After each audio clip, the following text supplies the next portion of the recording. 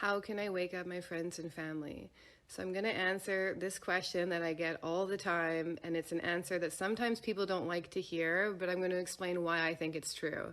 So in evolutionary astrology, way back in the 90s, when a guy named Jeffrey Wolf Green founded this type of astrology, which is a type of astrology that I practice, he stated that 70% of the population lives in a consensus state, which is basically a herd mentality.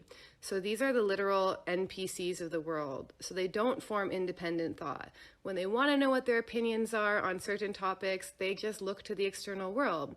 So these kinds of people will tend to get the most offended when you present them certain views that go outside of their paradigm, because their beliefs actually represent unconscious security needs. So they unconsciously gain security in trusting the mainstream media, celebrities, the experts, the government.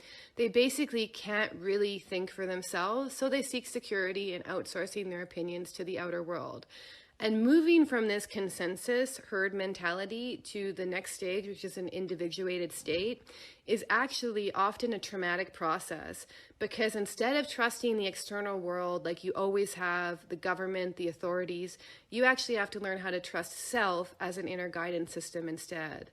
And in order to do that, you actually have to decondition and undo a lot of what you thought was true about yourself and the world in the process. So this is a really alienating and lonely process by design, because in order to discover who you are, you actually have to separate from the herd to begin with. And the thing is, you can't actually force people out of this state. It has to come from an inner calling. So it has to come from them realizing that there is something different inside of them that can't be explained by the experts, science, celebrities, government. And in my view, it really takes a certain ripeness of the soul to even want to go down that path, because it's not easy. Most people will actually refuse the call of their individuation again and again and again, because their unconscious security needs to stay in the unknown, the known rather, of the consensus is so strong.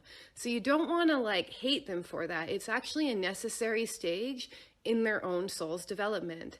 And this is why trying to wake up family, friends, and others in general is almost always a failed project.